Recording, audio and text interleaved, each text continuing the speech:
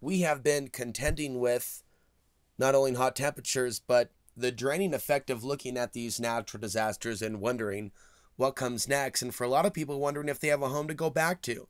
There's a lot of people that are waiting at the Fort Garland Community Center, waiting for the fire really to die down, so they can get some information as to not whether or not they still have a home. And so that information for a lot of people is not available. An arrest has been made. Jesper Jorgensen. I've seen this profile before on Facebook, by the way. I am looking at his Facebook profile. It's something that we typically do now with social media after there is a high-profile arrest. There's a lot of anger. I also think that we're living in a day and age where fires can also break out. But I don't know the circumstances regarding this particular arrest, but an arrest has been made. I'm looking at his last post, which he posted on June 26th at 3:23 in the morning. So this would have probably been right before the arrest. The arrest took place around the period after the fire started, I believe. Let me just go ahead and check that detail right here.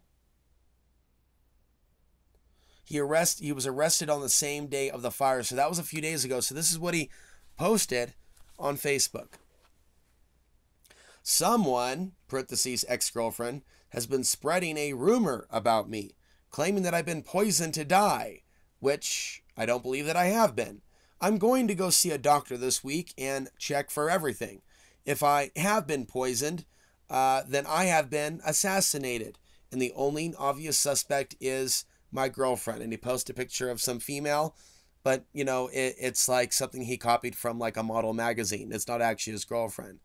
So there are signs of mental illness on the front page of his Facebook page. And there is a lot of this. There's another image here with some sort of ranting about liberals. A girl in a bikini and holding onto a gun. And I can see also how people can use this guy to point their finger at certain individuals. There is a lot of unnecessary information he's providing about his gun arsenal. So I'm just going to go ahead and stop there. And I'm just looking at what he's made public. ICE is involved. I believe this last name is from Denmark, Jorgensen. So ICE is involved. That's what's being reported at the moment. And there's various people that I've never met, but I've seen their Facebook contacts over the years in just little local forums and groups. And there was a time where there may have been, you know, some discussion amongst people before all this nonsense politics has gotten people up in arms. But the name is familiar. Jesper Jorgensen of Costilla County of Fort Garland. Local authorities of the Colorado Bureau of Investigation and agents from the Immigration and Customs Enforcement all took part in the investigation.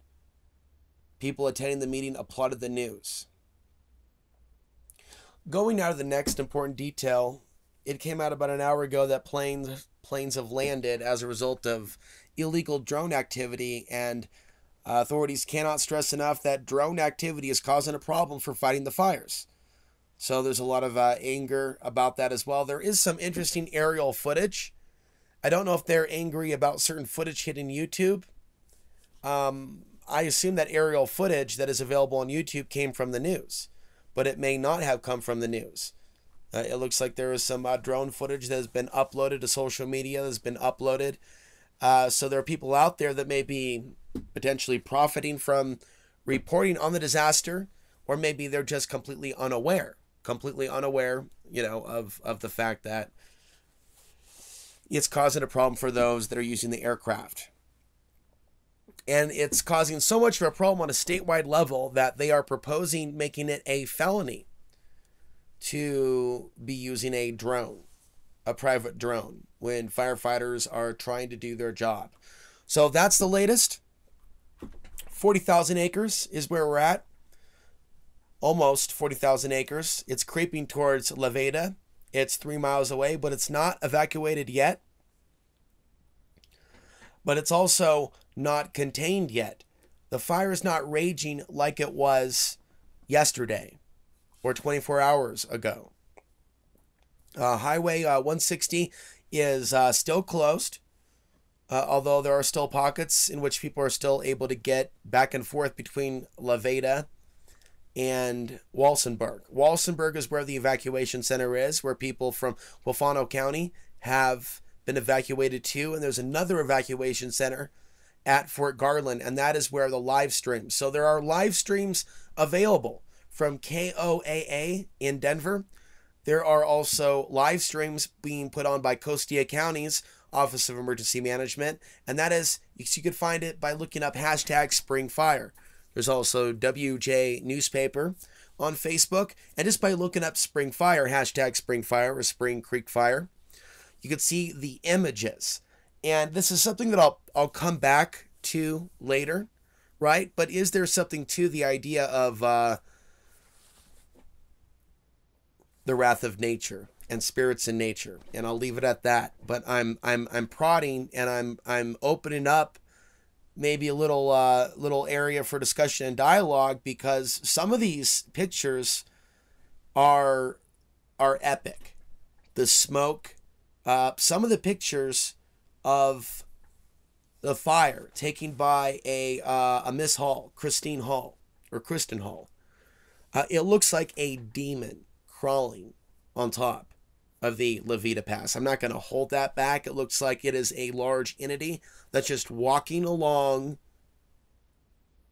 working itself along that ridge. I mean, we're just humans. We're just specks on a planet with an unknown history. I'm not like other humans that think that, we are like the ultimate form of intelligence here on the earth. Nor do I think that all humans are cursed, because there's too many of us, perceived too many of us. I think that we also have a right to survive. But I think that also things happen for a reason. So when I see pictures, when I see images that people are taking organically, I mean, there are some, and you've seen them in recent days, some of the stuff that I've posted. And some people may not be noticing that, but, we look, then we look at it again, and it is like, yeah, that does kind of look like some sort of Lord of the Rings artwork. And I'm wondering, and I've been thinking about this before these fires started. I was wondering about this a month ago. Are we at the point where fires can just simply break out because of issues going on with our climate? The ozone in particular, the thinning of the Earth's magnetic field. I'm not taking this in a particular direction that a lot of mainstream environmentalists are. But there's this reference that I keep bringing up, and it's the changes that our magnetic field goes through and the changes that our weather goes through when the sun goes through changes. And I think that in certain times and places, the environment could be just right to where fires could break out and there is no explanation, or to where people that are normally, right, having their fires, where they normally don't have problems, that's why there's fire bans. And they're enforcing those fire bans. Whereas normally those people may not have problems, people like Jesper, and it looks like he may have been, I don't know what the situation is. Maybe he had a fire and it grew out of control. And so now he's being charged. He's actually being charged with arson. Now, I don't know whether it's something that's said to be deliberate. That's a whole new ball game. If it's a deliberate setting of fire, as opposed to an accidental fire from, still horrible, and he'll still probably get charged. But the intention to do harm isn't there at the same level if it's an accident, even if it was a bad decision. There's a lot of heightened emotions. I'm going to close with this. Yes, it makes sense for us to pray, and to pray for multiple communities, whether it be San Luis, Colorado, or whether it be La Veta, or whether it be the people of Walsenburg, and there are people evacuating Walsenburg because of the smoke at this time. But we should seek to treat each other better. People shouldn't be so rude to each other on social media when asking questions or trying to get information. People could be praying for each other's emotional state of being by being kind to each other. By being kind to each other and praying for each other, being nice to each other, not being so cruel to each other. That's the advice that I would give. Like, I really am speechless, and I'm going to close here, to see how people will still talk to each other during a disaster. There are people that don't necessarily treat others with more kindness and compassion because of a disaster. And that's something to think about. You know, because when people sit and they pray to God, it's like, do they really mean that? Or are they mocking God? I was never raised to be religious, but there's something within me that feels that I need to bring this up to those that are listening. There are people that sit there and curse others while praying to God. There are people that treat each other with absolute cruelty on social media, or people that have moved to Colorado while praying to God. Don't they see that this is hypocrisy? This is wrong. It's not just praying and getting down your knees and being humble. It's being a better person. And in the end, in this disaster, right, I see a lot of people just asking about what they've lost or what they might not lose or might lose, and simple things. I'm not seeing like an opening of the heart. And people need to look at this and think about the larger crises that we're facing. I think about that interview with Leon Legat that has had visions of our nation attacked by other militaries, and he said that on the pathway to that, people would be literally gripped to their TV sets, or in this case, Facebook live feeds, to stories about earthquakes, stories about fires, stories about floods. I feel like I've been talking to a wall for years, talking about the changes in the sun, and people thinking that it's not real. But at the end of the day, it is the changes in the sun that's caused those multitude of factors, from the water that's not there, to the drought, to the hotter sun, to changes going on with the atmosphere. And a strong atmosphere, magnetic field, can protect us from radiation and some of the dangerous, harmful rays of the sun. It's not what comes out of your car, is what I'm saying. In the end, that's causing these fires. But our climate is changing.